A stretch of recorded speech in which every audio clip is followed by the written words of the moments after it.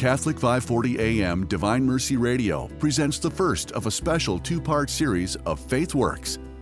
Listen in as we explore Birthchoice, Be Not Afraid. Now, here's your host for FaithWorks, Ellen White. Hello, everyone, and welcome to another edition of FaithWorks on Divine Mercy Radio. Our show highlights individuals through God's grace who put their faith into action daily. Amazing people who have an interesting, sometimes overlooked, impact on our Catholic faith. On FaithWorks, we share their stories. I'm your host, Ellen White. Today, we will be discussing a ministry that walks alongside families during some of the most difficult and sacred moments of their lives. When parents receive a prenatal diagnosis indicating that their unborn child may have a life-limiting condition, they are often overwhelmed by fear, uncertainty, and difficult decisions. Yet, in the midst of that suffering, there are people and ministries dedicated to accompanying them with compassion, hope, and practical support. We're delighted to be joined by Dr. Marty McCaffrey of Be Not Afraid, a local neonatologist, of course, and we know all about that with his relationship here with us. But we'll touch on that. And along with Suze Ruiz from Birthchoice and Judith Grabsky, a parent care coordinator with Be Not Afraid. Together, they'll share exciting news about a new partnership that will expand support for families facing prenatal diagnoses and help ensure that parents in our community know that they are not alone. Thank you so much, all of you, for being here today. It's an honor. Okay, and welcome to all of you. All right, let's start with you, Dr. McCaffrey. For those who may not be familiar with Be Not Afraid, tell us about the ministry, how it began, and the mission that continues to guide your work. Sure. Well, Be Not Afraid has been around for a while. Okay. The ministry actually began a fair ways back. It was in 2008 and started in Charlotte. And it was founded by several women out there who had had pregnancy losses for a variety of different reasons or loss of infants. And it became an organization that was dedicated to serving families that were dealing with challenging prenatal diagnoses. So out of Charlotte, out of the Charlotte diocese, this organization grew and was serving families, parents, mothers nationally, and indeed even internationally, up and through about, I would say, 2022, 2023. And the need for real support for families with prenatal diagnosis has just been enormous since, I would say, 2016. That was a period, a year, when the American College of OBGYN recommended that all women be offered non-invasive prenatal testing, or NIPT, which is a screening test that is targeting genetic disorders. And those might include things like Down syndrome, trisomy 21, trisomy 18, trisomy 13. And there are numerous challenges with this testing, and I think it opened up a world of challenges for families out there, mainly, I think, due to the lack of informed consent regarding these tests and the options that were available to families after they received especially a positive screening test, but also after they received a diagnostic test. The challenges were that people were not always being informed about the range of possible interventions that could be done to support their babies. Mm-hmm. And so choices were generally, and still to this day remain, limited to abortion or perhaps comfort care or perinatal hospice after your baby is born, with rarely invoking the possibility of intervention or stabilization and evaluation of babies, and then determining what the future course might be for them medically. So with the recognition of this epidemic, actually, of folks receiving prenatal diagnoses, whether they were screened and truly diagnosed or not at the time, Be Not Afraid made the decision organizationally that, well, we have developed a training model that can be a model for the country, for local organizations to train folks in a way that they can support families dealing with a prenatal diagnosis, not only during the course of the pregnancy, but for up to a year at least after the pregnancy, and help them walk this very difficult and challenging journey. And so that change was made back in about 2023. And since then, we have become a training organization. So we are not a direct service organization now. What we hope to do is empower to embed B&A training, Be Not Afraid training across the country with at least in every state, B&A trained organizations that can help support families dealing with prenatal diagnosis. And the source of these organizations may be Catholic related, they may be diocesan or archdiocesan, they may be private organizations. B&A right now, though, remains what we think is the only organization in the country doing this training in a validated way that will create folks who understand really what parents are going through with a diagnosis like this and dealing with them in a way that is trauma-informed, that is parent-centered, that is research-based, and that is life-affirming. Oh, that's fantastic. And I'm curious, let's bring it to here. And what your personal experience has been, Dr. McCaffrey, with the families that you've encountered that have received these diagnoses. In like the first hours or days, what are you finding is the best response right away? What have you learned over the years of working in this? Well, I think I would say collectively, I've been working with Be Not Afraid for about 15 years now. And I think that experience has opened my eyes to many things. And I've had some very great educators and mentors who've risen up through this organization. By the way, none of them were nurses or physicians. They were families, they were parents, and they were the people who started this organization who really helped me understand the trauma that occurs with these diagnoses. And so immediately upon getting a prenatal diagnosis, whether it be screening and the fear is put into a family that my baby might have one of these potentially life-limiting conditions, or it's diagnostic, that at that point, the pregnancy is turned on its head. At that point, the family starts to realize they may be or are losing the baby that they thought they were going to have. At that point, the family needs to decide what will be the future for this baby and how will we deal with the future for this baby. And it is so critically important that we recognize that as medical providers, and I'm not sure that we universally are capable of doing that, but it is one of the key things that I have learned, Ellen, throughout the course of my experience with Be Not Afraid, is how important that initial diagnosis is and how much families need to be given several things. One is some hope. Two is some space. Three is to be told that they don't need to make decisions right away. Yes.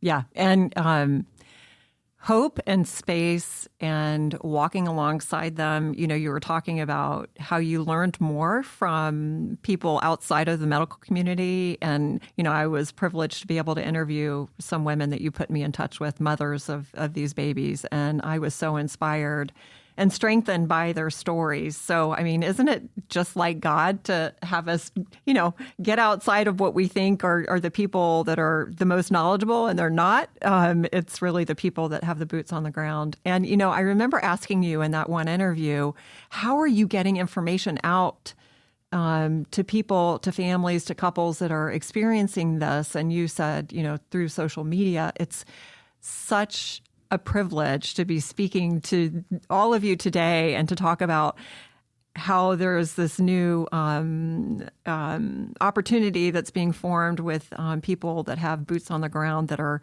being trained in it. I cannot wait to discuss this further, but and to be physically present to these couples that are experiencing these diagnoses is so important instead of, you know, virtually. So I can't wait to see how God works through that. It's a lot that I just said, but I'm very excited to say the least. We are too. All right. So I want to know too, what are some of the common misconceptions people have about families facing these diagnoses, and how does Be Not Afraid seek to address that, would you say?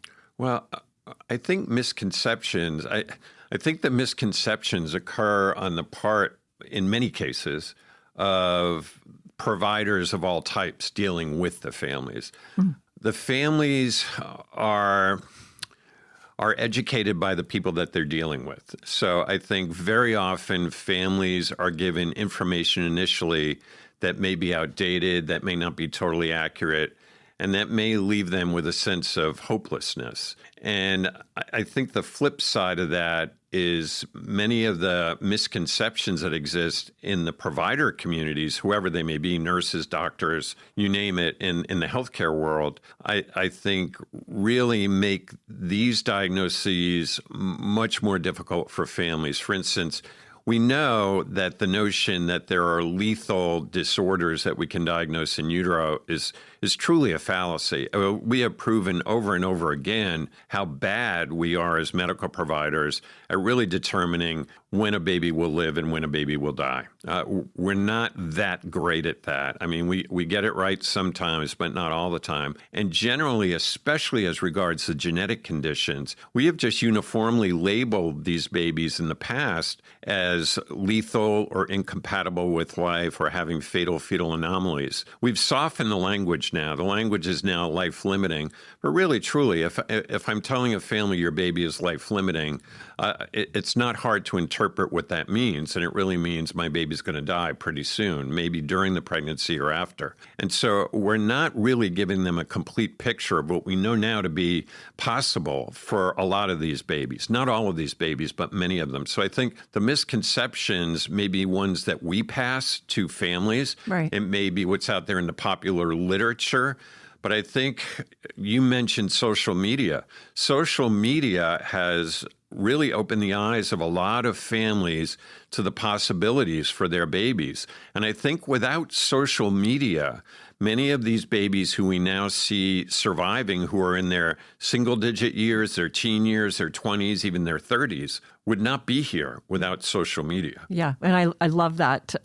So at your recent presentation at Birthchoice, with that image that you did with all of the babies that have been impacted by this, and it said, this is why we do what we do. It's for these beautiful children. So, wow, I've got so many things I want to follow up on that, but I guess it'll come out in the interview. You said you've said this before, and I meant to talk to you about this before I was researching this stuff for the interview. You even don't like to use life limiting when you're speaking. What is it that you like to use that would be appropriate? I think it's not great terminology. I like to say challenging prenatal diagnosis. Yes, yeah. Life limiting to me, it's just. It's nice verbiage for somebody's going to die. And I think it's inaccurate. Well, it's not inaccurate, but the bottom line is we're all life limited. Yeah, exactly. None of us is getting out of this alive. Exactly. So I think to say life limited is really not reasonable. It still tags babies with a prognosis that they're going to die soon. Right. And it makes it hard to face it. And we've talked ad nauseum about vocabulary and how important it's all about the words. All about the words that we use. Okay. All right. Let's talk about this amazing new partnership, and we'll kind of go around and share. Today, we are announcing a new partnership between Be Not Afraid and Birthchoice.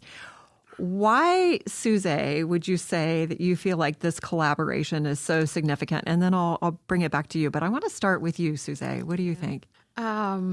Okay, we see women that are in crisis, and time to time we receive calls from families or parents that receive this prenatal diagnosis news. Okay, they don't know what to do about it. They call us, and we try to refer them to places that we know that they are caring and they can speak with them.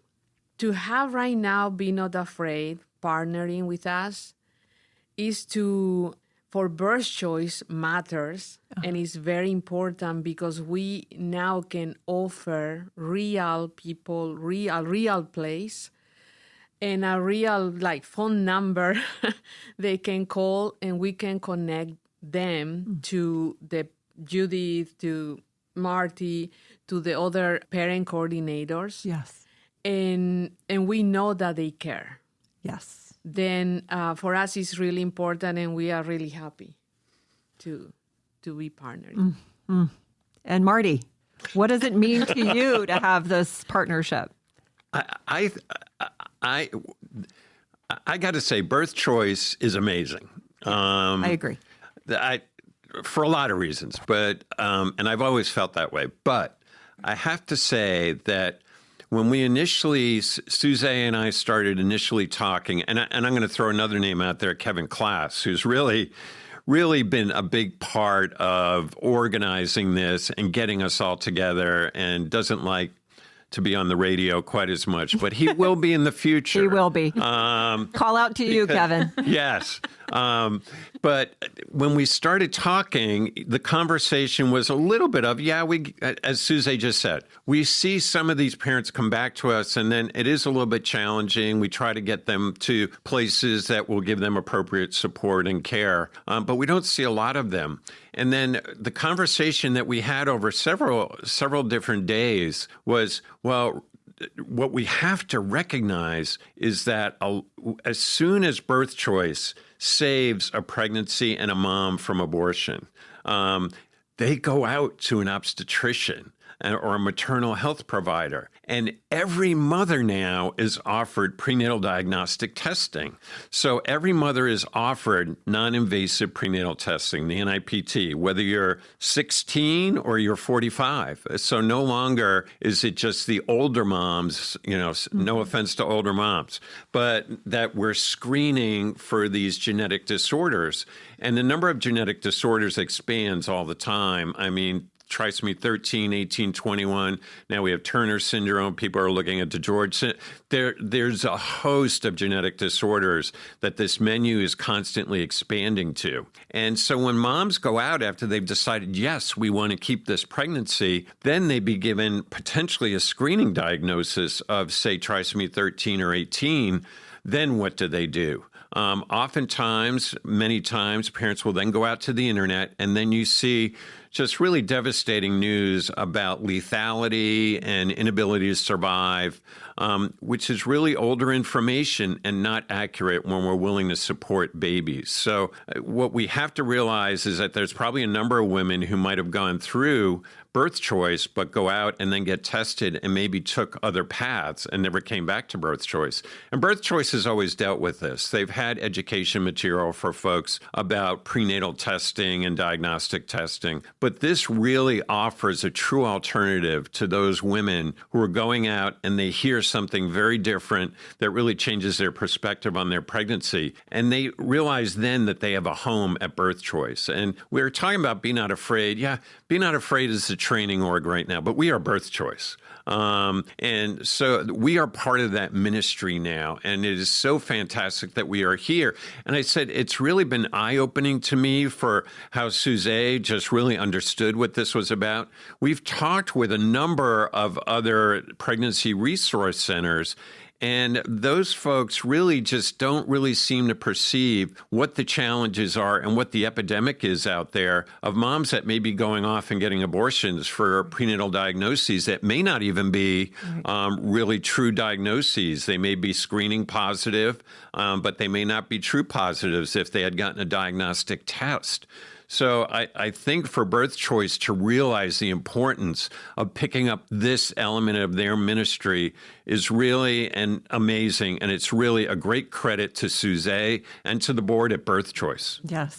Yes, I couldn't agree more. And I can't help but think, too, what an awesome opportunity to put some kind of a flyer or something together for these women to take with them when they go on for it. I know I'm just a fixer by nature, and I'm trying to. And that's all the things that. We are planning that. Yeah, Suze's well down the road about what we should be doing. I'm sure. But also, we realize that we just don't need a kind heart to help. We also need knowledge. Yes. And people that are prepared to deal with these kind of situations. Yes. Because we have a lot of people that with kind heart, but the knowledge also is important and how to deal with these situations. Yes. So that's where you come in, Dr. McCaffrey, and all those. And that's where BNA train. No, I think, Suze, that's a great point. If you go out on the internet, there are a number of Facebook groups, and there's some support groups out there on Facebook, and there's many, many people out there, generally moms with kind hearts. But their experience is their experience. What they don't have is the training to really recognize the impact that the trauma has on a mom, the research that is out there, and they're not always necessarily life-affirming either. But so that's why I think Be Not Afraid training is so unique and so important. I cannot wait to watch and see how the Lord uses this experience and what you are starting and how it can so easily be replicated across the country. I can't wait to watch how that happens. All right, Suze, I want to come to you and talk a little bit about your own experience and your own background, if you don't mind. Just kind of touch on that a little bit to introduce you to our audience. You've spent years serving women and families through Birthchoice. What drew you to this work? And why did Birthchoice feel called to expand its support through Be Not Afraid training? Like you can see, my accent is not very American. I love it. Yes, it's beautiful. I'm from Paraguay, South America. Yeah. And I married an American and came here.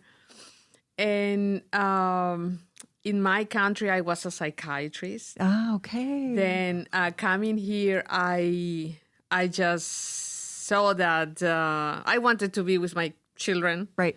Then, but also always I have a heart to be with people. Yes. And 15 years ago, I answered a request from Birthchoice that they needed volunteers. Ah, okay. Then was that simple. That was it. And I didn't know what God has a store for me. But what I learned is I started trying to fix people, because in the medical field, we learn that to fix. We're fixers. Right?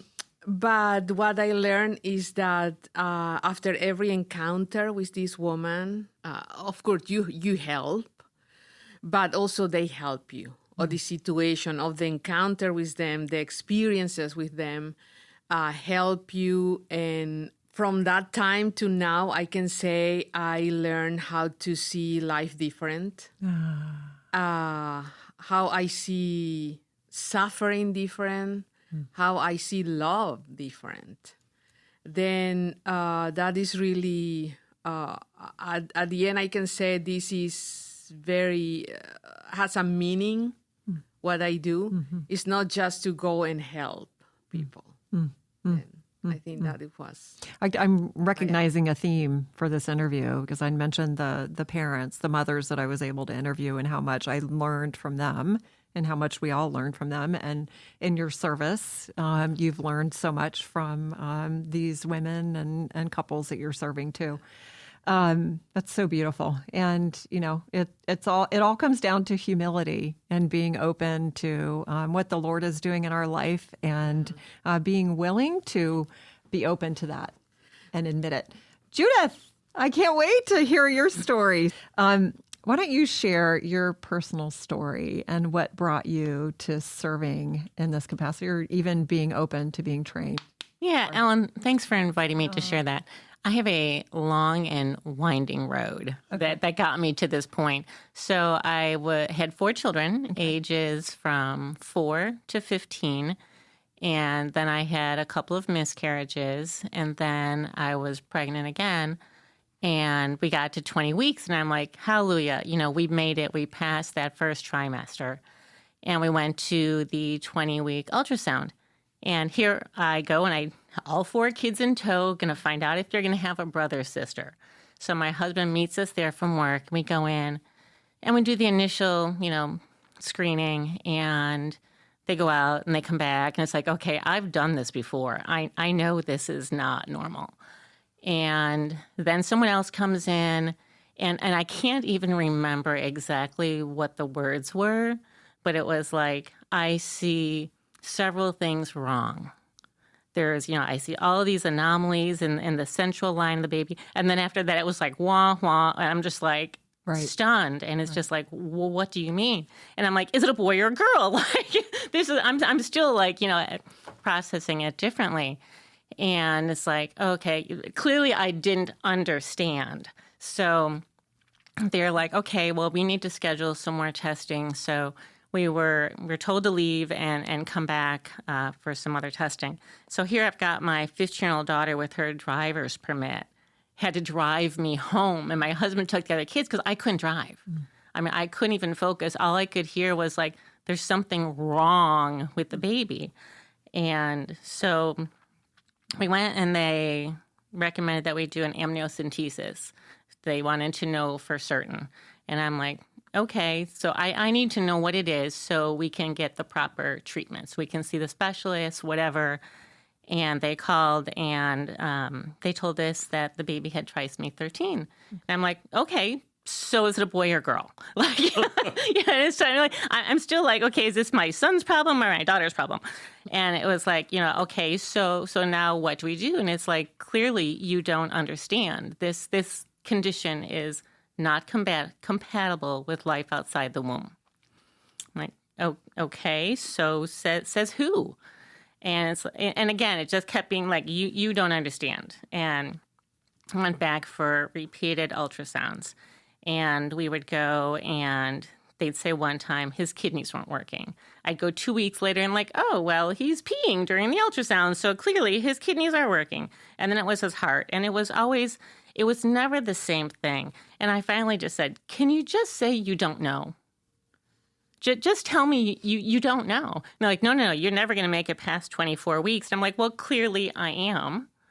And so it's like, okay, so now we need to prepare for birth. And they're like, well, yeah, you don't really need that. And I'm like, well, I'm going to go along like I would any other pregnancy until it's not. And again, like I said, I had a 15-year-old. So now she's on the internet searching, trisomy 13. I had to like ban her from the internet. So it's like, okay, so our kids are not getting information that we want them to have. Oh. So, and then I said like, okay, so now we're like into week 30 something. So I go out and I'm like buying preemie size clothes because he's going to be small and we don't know what he's going to look like. We knew he had a cleft, but other than that, we didn't know. And then, I'm getting closer to like 38 weeks and they're still like, oh, well, he's still hanging in. We go and we listen to his heartbeat and like, okay, well, he's pretty strong. And so then I start buying like regular clothes and getting the crib up. And it's like, okay, clearly they don't understand. So he went full term. My water broke. I went in to deliver, and we brought a priest friend of ours to baptize just because we weren't sure what was going to happen. And like all the family came and, our kids came and they were aware that he wasn't going to probably look normal. So after we had found out, let me back up one step. When we found out it was a boy, it's like, okay, he needs a strong name and we need to call him by that name. So my husband and I went back and forth. So we named him Peter for the rock and Thomas for all those people who doubted him. I love that. So it's like, okay, clearly I'm making a statement here. Yes. So we went in. I went into labor, and it was pretty obvious that my obstetrician was just like there to deliver the baby, and it was like, okay, so.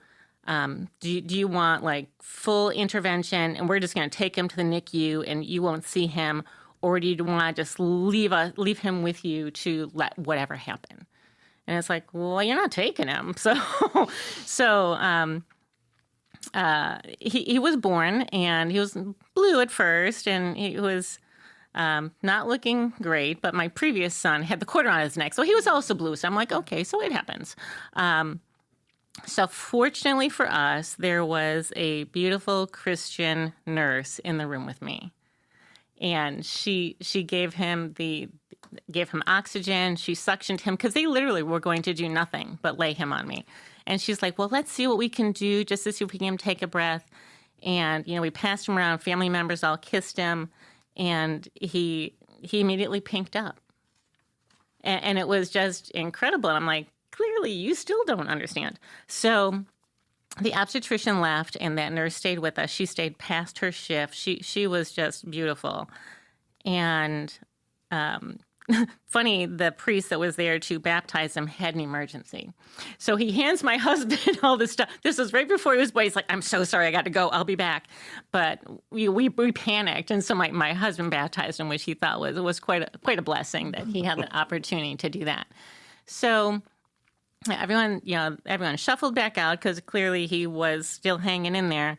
And they put us up in a room, and they closed the door, and we never saw them. And I'm like, okay, he has a cleft. I can't nurse him. They gave me one bottle, and that was it. And it's just like, you know how often this baby eats, and with the cleft, he no more than finishes, and he needs to eat again. They gave me no breast pump. They gave us nothing. But they didn't think we were going to go home. I'm like, well, now we need to get out of here. So we just had no desire to be in the hospital. I'd done this before. I'm taking this baby home. Yeah. So they come in, and they had to take him for a hearing test. And it's just like, wait a minute. You can't get me bottles to feed him. Oh, no. Hospital rules.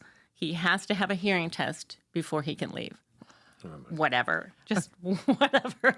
Yeah, I'm going to interject for just a moment. I'll hold you there. This is such an incredible story. If you're just tuning in, this is Ellen White with FaithWorks on Divine Mercy Radio. And today I'm joined by Dr. Marty McCaffrey of Be Not Afraid, along with Suze Ruiz of Birthchoice and Judith Grabsky, who is a parent care coordinator with Be Not Afraid. And in our conversation today, we're learning about a new partnership between Be Not Afraid and Birthchoice that is bringing compassionate support to families facing difficult prenatal diagnoses. And we're discussing how this collaboration helps parents navigate uncertainty with hope, practical assistance, and loving accompaniment. And in the midst of this story with Judith, I am quite certain that this is much needed. And we are grateful for our show's sponsor, Thales College, for supporting FaithWorks and helping us share these amazing stories of faith in action.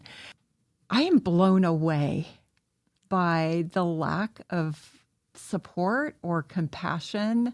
Now, a couple of questions. Obviously, you had spiritual accompaniment in this experience.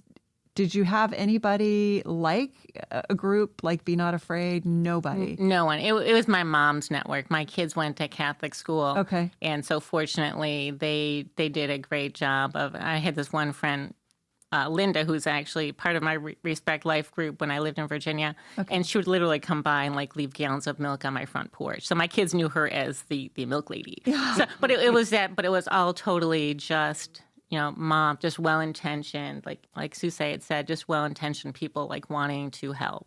But there was nothing formal. The only thing I was offered repeatedly was a termination. And it's just like, this baby's never going to live past 24 weeks of pregnancy. Just basically finish it now and just make that decision. And I finally said, that's not an option, and you need to stop offering that. And it was just that you can't get through to, it's a solution. And talking about being, you want to be a fixer. Well, they thought that was going to, quote, fix my problem. And it's like, it's not. And I said, what do you propose I go home and tell my 4 children? I have a 16-year-old daughter. What do you want me to tell her? That I just killed her baby brother? I mean, essentially, she's a young woman.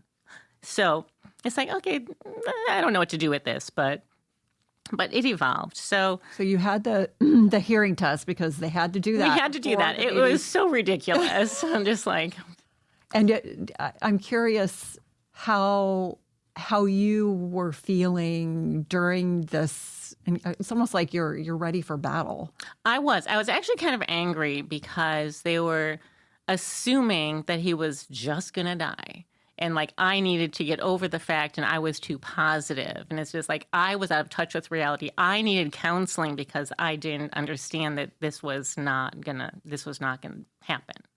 So it was the total opposite. And I'm just naturally a positive person. Mm-hmm. I'm all in until I'm not. Mm-hmm. And so So we did that. We did the hearing test. I'm like, whatever. So we got the little car seat and bundled him up. And it was funny that he had a cleft. So I was afraid, and it was in December. So I was afraid like the cold air going out to the car. So he had a pacifier. And when we went through the hospital, no one could see that there was anything wrong with him. That's the first time someone stopped me and said, congratulations. Because they didn't know there was anything wrong with him. So it was just like this strange, and it was like some stranger in the hospital lobby that they did that. So I'm like, oh, well, someone sees him as a baby. You've been listening to FaithWorks with Ellen White. Join us next week for part 2 of this special series featuring Birthchoice, Be Not Afraid on Catholic 540 AM, Divine Mercy Radio.